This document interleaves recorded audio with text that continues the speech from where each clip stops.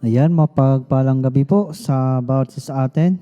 Ito po yung araw na tayo po yung magkakaroon ng prayer meeting at sama-samang dudulog sa harapan ng ating Panginoong Diyos at sasabihin yung mga gusto nating sabihin sa ating Panginoon, yung mga papuri natin sa Kanya, pasasalamat natin, yung paghingi natin ng tulong sa ating Panginoon. At sa gabing ito, yan, makipag-isa po kayo sa akin sa gabing ito sa ating prayer meeting. Hiling ko na tayong lahat ay tumayo at sa ating pag-umpisa ngayong gabi, awitin nga natin yung awiting pusong dalisay at sa harapan ng ating Panginoon, tayo po ay magpalinis upang ang ating mga buhay, ang ating mga panalangin ay makarating sa kanyang banal na trono. Hallelujah. Pusong dalisay ang aking nais, nalikain mo, Diyos, para sa akin. Pusong dalisay, ang aking nais. Nalikain mo, Diyos, para sa akin. Isang pusong tapat na sa'yo'y nagmamahal. Isang pusong sa'yo'y walang alinlangan. Isang pusong itinitibok na ika'y parangalan. Handog ko'y pagpupuri sa'yo lamang. Jesus, isang pusong tapat na sa'yo'y nagmamahal. Isang pusong sa'yo'y walang alinlangan. Isang pusong itinitibok na ika'y parangalan. Handog ko'y pagpupuring sa'yo lamang. Jesus, handog ko'y pagpupuring. Handog ko'y pagpupuri sa'yo lamang, Jesus. Hallelujah. Handog po naming pagpupuri sa iyo, Panginoon. Dahil ikaw ang Diyos na karapat-dapat sa aming mga papuri, sa aming mga pagsamba, Panginoon. Sa gabing ito, Panginoong Diyos, pinupuri at dinadakila po namin ang iyong banal na pangalan. Ikaw ang Diyos na buhay, na siyang pinaglilingkuran po ng bawat isa sa amin. Panginoon, sa oras pang ito, kami ay patuloy na nagpapakumbaba, kagaya po ng aming inawit, Panginoong Diyos, na gawin mo pong pusong dalisay ang aming mga puso. Kaya Panginoong Diyos, hinihiling po namin na kami yung patawarin sa aming mga pagkakasala. Bawat isa sa amin, Panginoong Diyos, ay patuloy mong linisin ng banal na dugo ng aming Panginoong Jesucristo upang maging karapat dapat kaming humarap sa iyong banal na harapan, Panginoon. Salamat, Panginoong Diyos, sa iyong pagpapatawad sa amin. Dahil sinabi mo po sa iyong mga salita na kapag kami, Panginoong Diyos, ay humingi ng kapatawaran, kami iyong papatawarin, Panginoon. Salamat, Panginoong Diyos, sa araw na ito, sa buong maghapon na iyong ginawa sa amin. Salamat sa proteksyon, sa provision mo, Panginoon. At muli, Panginoong Diyos, kami ay nandirito sa sambahan mo, Panginoong Diyos, kasama po sa mga nanonood online, Panginoon. Kami ay magsama-sama na mananalangin sa iyo, Panginoong Diyos. Salamat dahil alam po namin na sa oras pong ito ay patuloy mo kaming sasamahan, Panginoon. At sa gabing ito, Panginoong Diyos, sa aming pagpapatuloy, patuloy kang manguna sa aming kalagitnaan, patuloy kang mangusap sa bawat isa sa amin, Panginoon. Patuloy mong palakasin ang aming pananampalataya sa pamamagitan ng iyong mga salita, Panginoon. Lord, ang iyong gagamitan ng iyong lingkod, patuloy mong pagpalain, Panginoong Diyos. Anoint mo po siya, tulungan mo po siya, bigyan mo po siya ng karunungan, katalinuhan, at patuloy na gamitin mo po siya sa aming kalagitnaan. Salamat sa kanyang buhay, Panginoong Diyos. Salamat sa iyong mga salita na siyang mapapakinggan po namin. Tulungan mo po kami na may apply po namin ang iyong mga salita sa pang-araw-araw naming pamumuhay, Panginoon. Patuloy mo nung pagpalain pagpalain, Panginoong Diyos, ang bawat isa sa amin nandito, sa bawat manonood online, Panginoong Diyos, patuloy mong baguhin ang aming mga buhay, patuloy mong baguhin ang aming pananampalataya sa iyo, Panginoong Diyos, na mas umangat pa, Panginoon, sa pamagitan ng pakikinig namin ng iyong mga salita, sa pamagitan, Panginoon, ng pagbabasa po namin, Panginoon, at sa patuloy po naming panalangin sa iyo. Salamat, Panginoong Diyos, salamat po, Panginoon, ikinukumit po namin ang aming gawain sa iyo ngayong gabi. Ito po ang aming dalangin sa pangalan ni Jesus. Amen and amen. Sa gabing ito, dadako po tayo sa salita ng ating Panginoon at tinatawagan ko po si Brother Jonathan at siya po yung magme-mensahe ngayong gabi.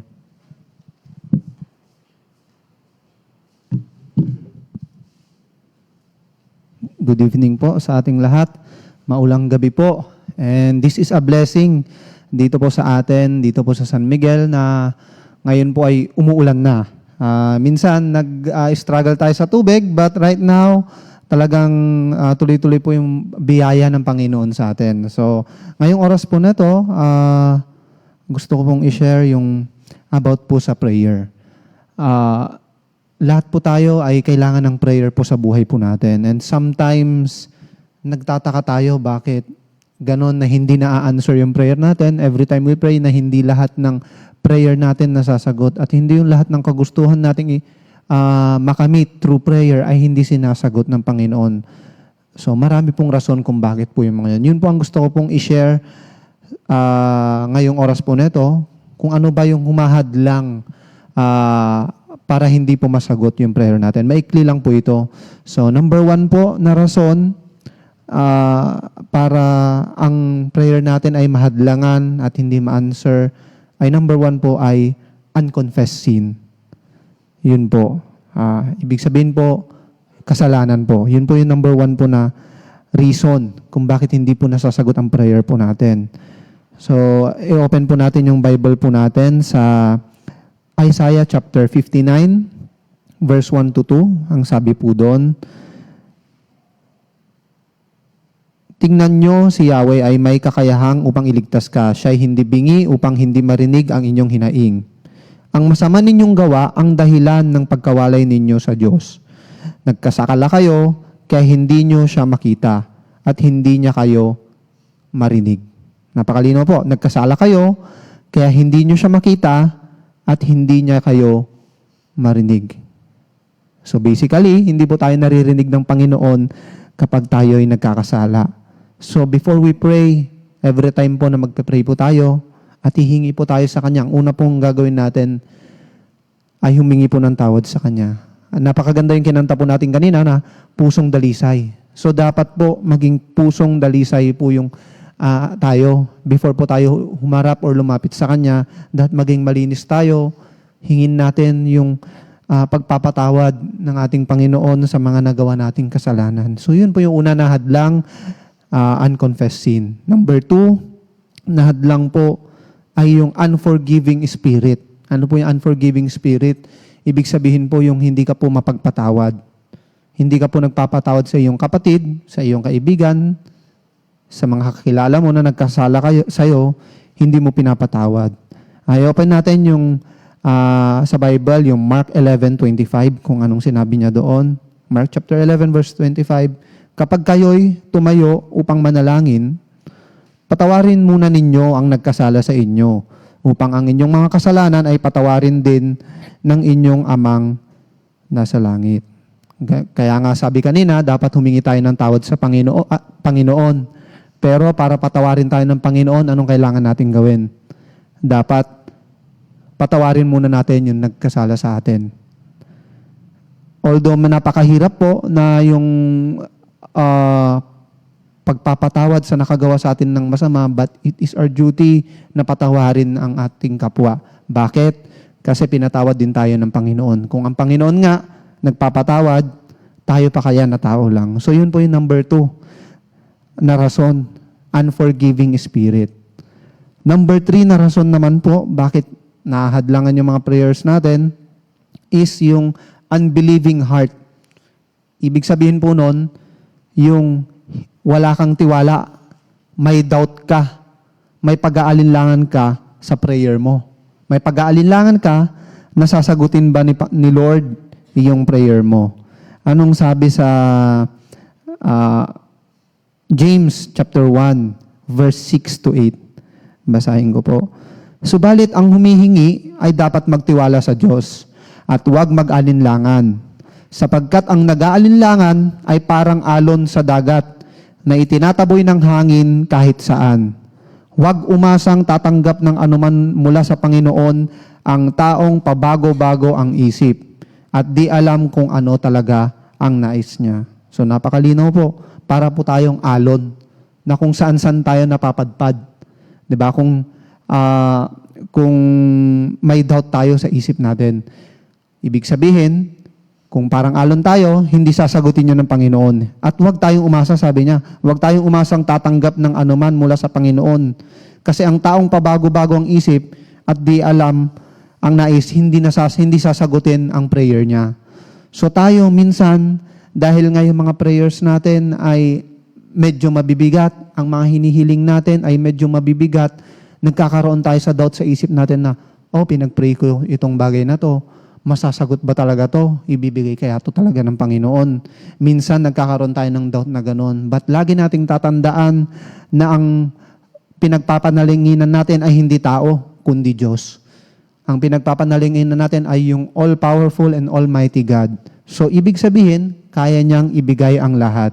So, ang pagdadoubt or mag-aalinlangan sa Panginoon kung ibibigay niya ba yon ay automatically rason para hindi sagutin po yung prayer natin. So, yun po yung pangatlo, unbelieving heart. Ano naman po yung pang-apat na rason dahil hindi sinasagot ni Lord ang prayer natin? Pang-apat naman po, dahil sa wrong motives. Ibig sabihin po nun, yung motibo po natin sa prayer na yon ay mali. May mali tayong motibo para masagot yung prayer na yon. Sabi sa James chapter 4 verse 3, basahin po natin. James chapter 4 verse 3. Sabi po doon, at humingi man kayo, wala rin kayong matatanggap dahil hindi tama ang inyong layunin. Humingi kayo upang mabigyan ang inyong kalayawan. Napakalinaw po. Dahil hindi tama ang inyong layunin, hindi po masasagot ang prayer po natin. Minsan dumarating din po tayo sa mga ganyan na ang prayer po natin is about sa atin na lang po. Humihingi tayo ng kung ano-anong bagay para lang po sa kalayawan natin. At dahil nga po doon, alam po naman po ni Lord kung yung motibo mo sa prayer na yon ay para sa ikabubuti ng ministry or para sa ikabubuti mo or mga taong nakapalibot sa'yo. So, ibig sabihin po, kapag yung layunin mo ay madumi, kahit pray ka ng pray kay Lord na ibigay niya ito, pero kung ang layunin mo din lang naman ay mali, hindi niya po ibibigay. For example po, bigyan ako ng ganito. Sana bigyan ako ni Lord ng ari-arian or ng sasakyan or ng pera na marami. But ang motive mo naman is para magmayabang or ang kakahinat din lang nun ay magiging ma-pride ka, mayabang ka. So ang motibo mo ay mali, hindi po sasagutin yun ni Lord. Kaya po yung mga prayer po natin, lagi po nating tatandaan, hindi po about sa kagustuhan lang po natin or kalayawan natin. Ibig sabihin mga luho, hindi po ganun ang prayer. Hindi po tayo mananalangin para lang po humingi ng kagustuhan at kalayawan natin. So yun po yung pang-apat po na rason kung bakit hindi po nasasagot yung prayer natin. And pang-last po, pang-lima, na rason ay it is not the right time. Bakit it is not the right time? Basahin po natin sa Isaiah 55 verse 8 to 9. Ang sabi ni Yahweh, ang aking kaisipay, hindi nyo kaisipan. Ang inyong kaparaanan ay hindi nyo kaparaanan. Kung paano ang langit ay mas mataas kaysa lupa, ang aking kaparaanan ay higit kaysa sa inyong kaparaanan. At ang aking kaisipan ay hindi maaabot ng inyong kaisipan. Ibig sabihin po nun, ano pong ibig sabihin niya? Yung kaparaanan po ng Panginoon, ang pinaka-the best para sa atin. Tayo pong mga Kristiyano, minsan dumarating tayo na ganito yung plano natin sa buhay, ganito yung plano natin, ganito yung gusto kong ipag-pray kasi ito yung plano ko, ganito itong gusto kong ipag-pray kasi ito yung naiisip ko na para sa akin na maganda, or ganito yung kaparaanan na tama para sa akin. But para po sa Panginoon, yung pinagpe-pray po ninyo na kaparaanan or kagustuhan ninyo, ay hindi po yun yung the best na kaparaanan ng Panginoon. Lagi po nating tatandaan na hindi po lahat ng prayer natin ay ikabubuti po natin. Hindi lahat po ng hinihingi po natin sa Panginoon ay ikabubuti natin. Bagkos, pwede pa itong maging cause na para mas mag-fall pa tayo sa Panginoon, mas mag-fall tayo spiritually, or mas ma-down pa tayo. So ang Panginoon, hindi niya binibigay yun kasi alam niya yung the best para sa atin. So yun po yung mga rason kung bakit. Ang Panginoon naman po, ang pinakagusto niya sa ating mga anak, sa ating mga anak niya is yung the best. Yun po ang gusto ng Panginoon. Ganun po kabuti ang Lord sa atin. Hindi niya po ibibigay kung ano yung worst, kung ano yung hindi mo ikabubuti. But the Lord is good, kaya ang ibibigay niya sa atin yung pinaka-the best. So minsan, dahil nga hindi po nasasagot yung mga prayer natin, nagtatampo tayo sa Panginoon, sinisisi natin ang Panginoon, bakit hindi sinagot yung prayer natin na ganito. But hindi natin tinitignan minsan na yung mga reason kung bakit nga ba hindi sinasagot ng Panginoon. Lagi natin din tatandaan na kung yung prayer po natin ay align sa will at kagustuhan ng Panginoon, sasagutin at sasagutin niya po yan. So dapat hindi po tayong tumitigil na mag-pray para sa Kanya. At ang Lord naman, ibibigay niya yung the best para sa atin. Napaka-importante po ng prayer life po sa atin as a Christian. And ang prayer po ay hindi lang po composed ng paghingi sa Panginoon. Ang prayer po hindi lang composed ng paghingi mo ng iyong mga kagustuhan, but ang prayer is also a way para makipag-communicate sa Kanya. Doon po yung way natin para humingi ng tawad, magpasalamat sa kabutihan ng Panginoon, at syempre humingi ng ating mga pangangailangan na align sa will po ng Panginoon. So, yun lang po ang ma-share ko. Sana po tandaan po natin yung mga rason po na yun. And let us do our best na before we pray sa Panginoon and before we ask something, sana po correct po natin yung puso natin, makorek natin yung motibo natin, mapatawad natin yung mga nagkasala sa atin. At syempre, dapat magkaroon tayo ng tiwala sa Panginoon na sasagutin niya, hindi yung may doubt tayo sa puso natin every time we pray. Yun lang, dapat yun po ang sundin natin para sa ganon, kung align man yung prayer po natin sa Panginoon, ay sasagutin at sasagutin po niya. Yun lang po ang ma-share ko po ngayong gabi, and God bless po sa ating lahat. Punta na po tayo sa ating individual prayer.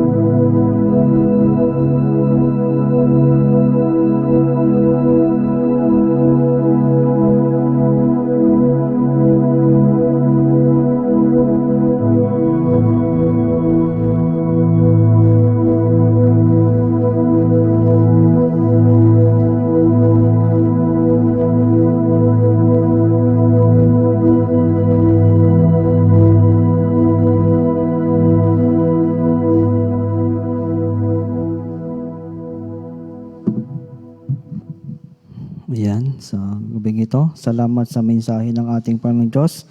Salamat, Pastor Jonathan. Ayan. Ngayon po, dadako po tayo sa salita ng ating pananalangin sa gabing ito, sa ating pagkakaisang pananalangin. Sino po yung mga may prayer request at sama nating idulog sa ating Panginoon. Yan, pag-pray po natin yung mga women's fellowship sa Baguio. Yung protection, yung guidance sa kanila, yung pagkilos ng Panginoon sa fellowship na yan. Sino pa po?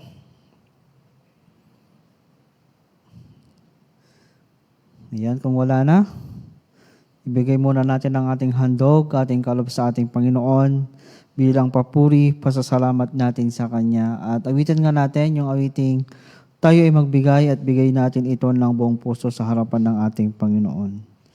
Tayo ay magbigay para sa Panginoon. Tayo ay magbigay para sa Panginoon. Purihin ang Diyos, pasalamatan siya na may kagalakan sa puso. Hallelujah. Hiniling ko na tayong lahat ay tumayo at tayo po'y mananalangin sa harapan ng ating Panginoon. At sa gabing ito, patuloy tayong dumulog sa Kanyang harapan, patuloy tayong magpasalamat, magpakumbaba at patuloy na manalangin sa Kanya. Tayo po'y manalangin. Awa naming Diyos sa dakila, sa oras pong ito muli, kami ay patuloy na lumalapit sa iyong banal na trono. Patuloy, Panginoon, na nagpapakumbaba at umihiling, Panginoong Diyos, ng kasagutan sa aming mga panalangin. Salamat sa iyong mga salita na siya nag-remind sa amin, Panginoon, yung mga hadlang upang ang aming mga panalangin ay hindi mo masagot, Panginoon, hindi mo sinasagot, Panginoon. Lord, patuloy mong baguhin ang aming mga puso-isipan.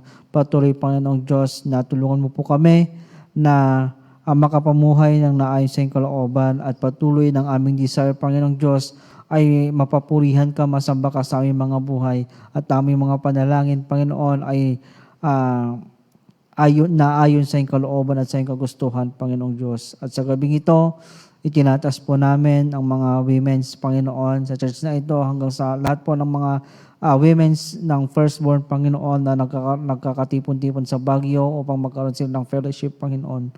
Lord, ang dalangin po namin, Panginoon, na ikaw ang siyang patuloy na manguna sa kanilang kalagitnaan, sa kanilang mga buhay, Panginoon, sa provision mo, Panginoon Diyos, provide mo po ang kanilang pangangailangan habang andun sila, Panginoon. Protection, Panginoon Diyos, kalakasan at enjoyment, Panginoon, sa kanilang fellowship, sa kanilang pag-fellowship, sa kapwa nilang mga kababaihan, Panginoon. Patuloy kang manguna, Panginoong Diyos, patuloy na ang iyong Espiritu, ang siyang patuloy na sa kanila, Panginoon, sa kanilang pag-fellowship, Panginoong Diyos, patuloy kanilang maranasan, maramdaman, Panginoon, sa mga salita mo, na siyang mapapakinggan po nila, Panginoong Diyos, patuloy mong itanim sa kanilang mga puso-isipan at tulungan mo po sila na may apply nila ito sa pang-araw-araw nilang pamuhay, Panginoon. Alam po namin, Panginoon, na uuwi po sila ng punong-puno ng kagalakan at puspos po ng ibang Espiritu, Panginoon. Salamat, Panginoong Diyos. At sa gabing ito, tinatas po namin ang aming iglesia, Panginoong Diyos. Alam mo po ang bawat projects po namin. Alam mo po ang bawat pangangailangan ng church na ito. Yung mga pinaplano po namin, Panginoon, na mga project, Panginoon. Lord, ang dalangin po namin, Panginoon, na i-provide mo po ang pangangailangan ng aming simbahang ito upang mas mapaganda, mas maisaayos po namin ang aming pagkakatipon-tipon sa lugar na ito, Panginoong Diyos. At patuloy, Panginoong Diyos, na gawin mo pong daluyan ng pagpapala ang aming simbahan na ito, Panginoon. Patuloy mong i-provide, Panginoong Diyos, ang pangangailangan nito at gagamitin mo po ang bawat ang miyembro ng iglesyang ito, Panginoong Diyos. Kaya ang dalangin din po namin na sa bawat miyembro sa church na ito, mula sa pinakabata hanggang sa pinakamatanda, Panginoong Diyos, patuloy mong pagpalain, patuloy mong tulungan, patuloy mong palakasin ang bawat isa, Panginoong Diyos, at i-provide mo po ang bawat pangangailangan po namin, ang aming provision, Panginoong Diyos, i-provide mo po, Panginoon. At Lord, I-bless mo po ang bawat pinagkukunan po namin ng aming mga financial, Panginoong Diyos. Patuloy mong i-bless ang bawat trabaho po namin, ang bawat business po ng bawat isa, bawat taniman po, Panginoon, at bawat ginagawa po namin, Panginoong Diyos. Alam po namin, Panginoon, na gagamitin mo pong aming mga buhay upang may provide ang pangailangan ng aming iglesia. At Lord, ang dalangin din po namin sa spiritual po naming buhay. Patuloy mong palakasin ang bawat pananampalataya ng bawat isa. Kung may nanlalamig, Panginoon, mangusap ka sa Kanya, Panginoong Diyos, na ibalik niya po ang init at sigla ng Kanyang pagnilingkod sa iyo. Patuloy, Panginoong Diyos, na ang aming spiritual na buhay ay patuloy mong pangalagaan at anuman, Panginoong Diyos, ang dumating na mga problema, mga temptasyon, mga pagsubok sa aming mga buhay, nakakapit kami sa iyo, Panginoong Diyos, at alam po namin na ikaw ang siyang patuloy na tutulong sa bawat isa sa amin, Panginoon. At patuloy mong pagalingin ang bawat karamdaman po ng bawat isa. Kung mayroon man, Panginoon, sa miyembro ng iglesyang ito na may karamdaman o miyembro po ng aming pamilya, ang dalangin po namin na hipuin mo po ang bawat pisikal na katawan ng bawat isang may karamdaman, Panginoong Diyos. Pagalingin mo po ang bawat karamdaman po namin, Panginoon Diyos, upang maibalik ang bawat kalakasan po namin, Panginoon, upang walang maging hadlang sa aming paglilingkod sa iyo at sa pang-araw-araw naming ginagawa, Panginoong Diyos. Lord, patuloy kang manguna sa bawat pisikal po naming pangangatawan, Panginoong Diyos. Sa panahon po namin na umulan, Panginoon, maging uso po ang sakit, Panginoong Diyos. Lord, pangalagaan mo po ang bawat physical po namin, ang bawat health po ng bawat isa sa amin, Panginoon. At Lord, sa oras pong ito, itinatas din po namin ang bawat leaders ng aming iglesia na pinapangunahan, Panginoong Diyos, ng aming mga pastor, Panginoong Diyos. Sa buhay po ni Pastor Pader at ni Pastora Grace, Panginoong Diyos, dalangin din po namin na patuloy mo silang tulungan, pagpalain, palakasin, pagalingin sa kanilang karamdaman. Patuloy mong i-anoint sila, Panginoong Diyos. Gamitin mo po sila sa bawat ministry, Panginoong Diyos, na ipinagkaloob mo sa kanila. I-anoint mo po sila, Panginoong Diyos, sa bawat pinupuntahan po nila. Protektahan mo po, palakasin mo po sa bawat dinidesire ng kanilang mga puso. Lord, sagutin mo po ang bawat panalangin po nila. Ano man, Panginoong Diyos, sa kanilang sitwasyon sa oras pong ito. Alam mo po ang bawat problema po nilang kinakaharap. Alam mo po ang bawat suliranin po nila, Panginoon. Alam din po namin na ikaw lamang ang siyang tutulong at makakatulong sa kanila, Panginoon. Sa kanilang panalangin sa iyo, sa kanilang pamilya, sa kanilang ministry, sa kanilang gusto sa buhay, Panginoon. Alam po namin, Panginoon, na sasagutin mo po ang bawat panalangin po nila, Panginoon. Sa mga deacons, Panginoon, Lord, patuloy mo din silang pagpalain at tulungan at gamitin mo po ang bawat isa sa amin na maging pagpapala sa church na ito hanggang dyan sa labas, Panginoong Diyos. Lord, patuloy kang manguna sa aming kalagitnaan sa gabing ito.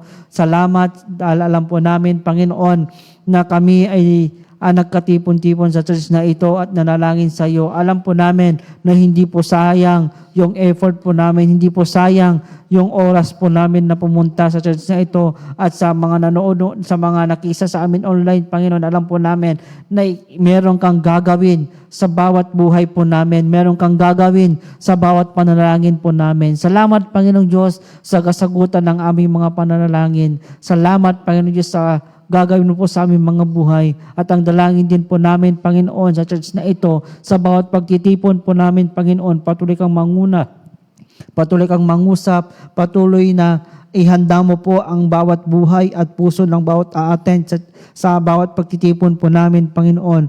At patuloy, Panginoong Diyos, na mapupuspos kami ng iyong presensya, ng iyong pagpapala, Panginoong Diyos. Salamat na lang po namin na sa bawat pagtitipon po namin, patuloy mo kaming sinasamahan. At inatas din po namin na aming mga outreaches, Panginoong Diyos. Lord, patuloy ka ding manguna sa bawat pinupuntahan po namin. Patuloy kang mag-bless sa bawat uma-attend sa mga outreaches po namin.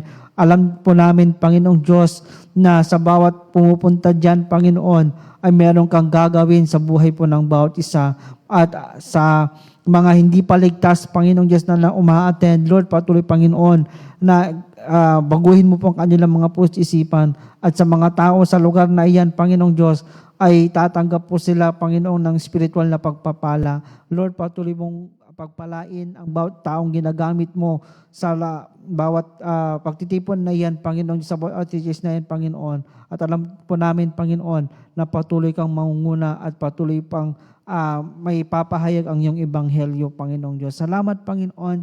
Salamat, Panginoong Diyos. At patuloy mo na pong pagpalain ang bawat isa sa amin hanggang sa aming pag-uwi, Panginoon. Patuloy kang manguna, patuloy mo kaming samahan, patuloy mo kaming palakasin at protektahan, Panginoong Diyos. At mamaya, ang bawat anak mo, Panginoong Diyos, ay mamamahinga. Lord, bigyan mo po kami ng kapahingan na nagmumula sa iyo, Panginoong Diyos. At po, lalapit po kami sa iyo, Panginoon, sa iyong presensya. At patuloy, Panginoong Diyos, na mararanasan po namin ang kapahingan na ibibigay mo po sa bawat isa sa amin. At bukas, Panginoong Diyos, pabangon po kami, gigising po kami ng punong-puno ng pagpapala at marirenew muli ang aming kalakasan, Panginoon. Salamat, Panginoon, sa gabing ito. Salamat sa mga offering na siyang nalikom. Pagpalain mo ito, Panginoon, na magagamit po sa ikalawak na iyong gawain at patuloy mong pagpalain ang bawat kamay na nagbigay, ang bawat isa sa amin, Panginoon. Salamat sa gabing ito. Salamat sa iyong presensya. Salamat sa iyong mga salita. Salamat sa iyong lingkod na iyong ginamit. Alam po namin, Panginoon, na ang spiritual na pagpapala, financial na pagpapala, physical na pagpapala ay patuloy mong ibibigay sa bawat isa sa amin. Salamat, Panginoon. Ito po ang aming dalangin sa Panginoon Jesus. Amen and Amen. Magandang gabi po sa bawat isa sa atin.